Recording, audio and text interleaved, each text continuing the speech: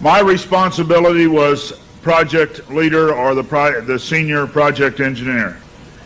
We began to work on the design of a microchip that, when it was completed, was 0.75 millimeters in diameter, 7 millimeters long.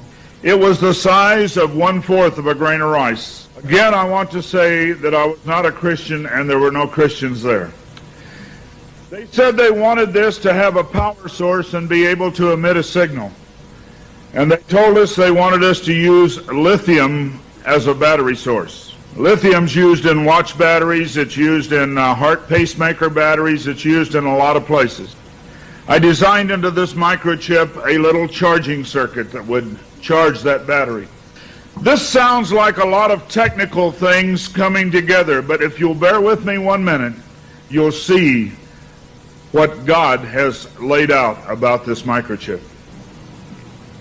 When we discovered that we needed to be able to charge that battery, I needed a temperature change, a change in temperature to cause current to flow through that little charging circuit that would charge the battery. So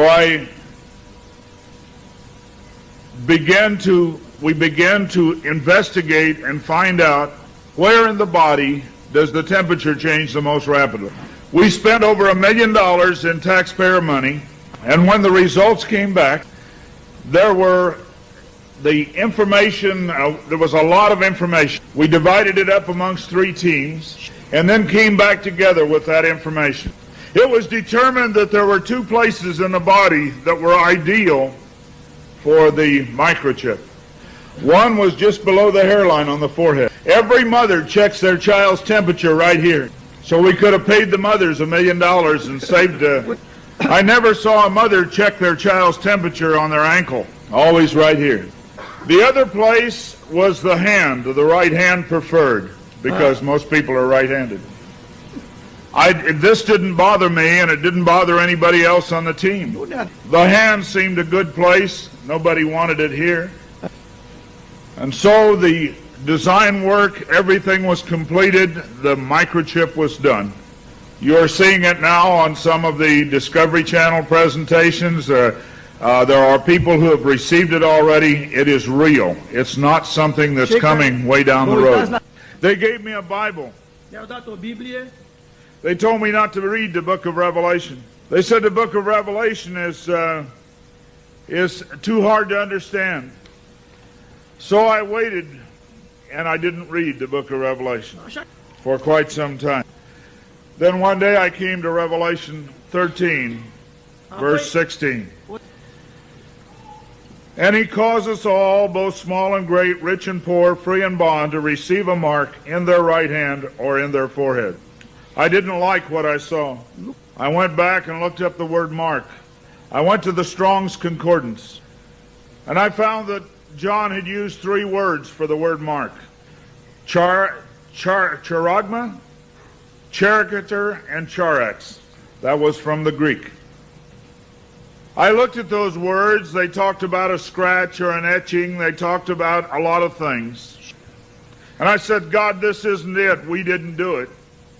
He said, go to the word for 666. The word is chixastigma.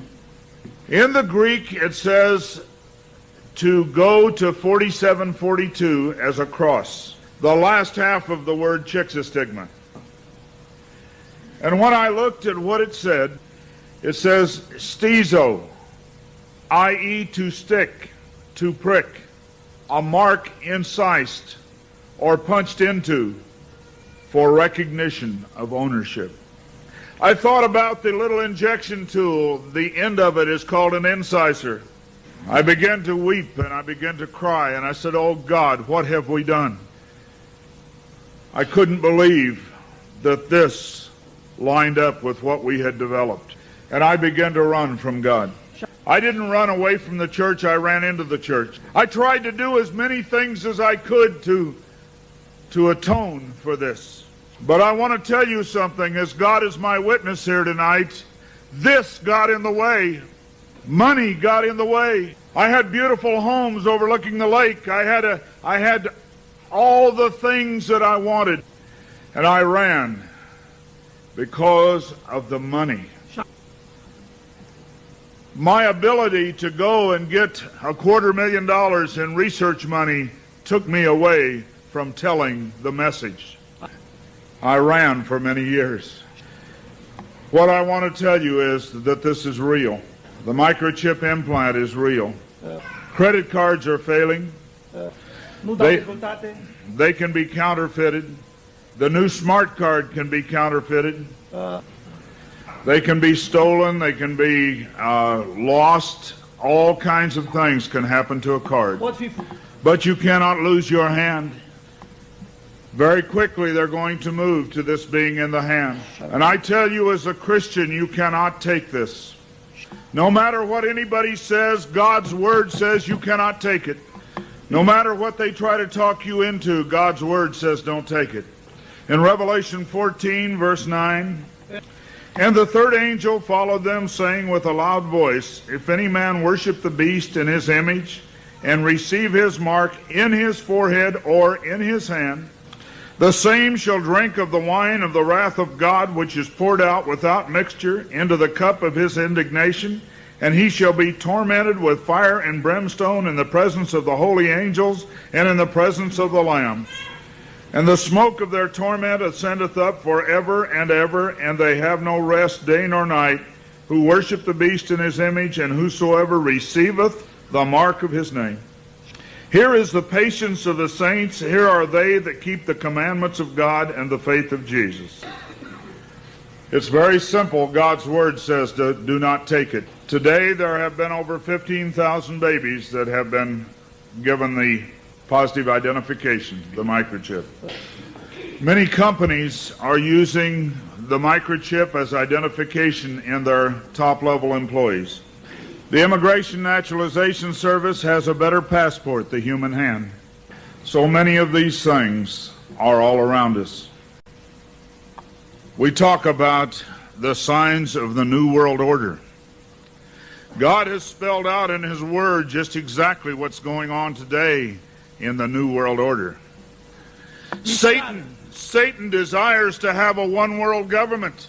From the time he fell, he said, I want a one-world government. He wants to replace God. And so we see a government put together by men, a one-world government. The signs of the times are all around us.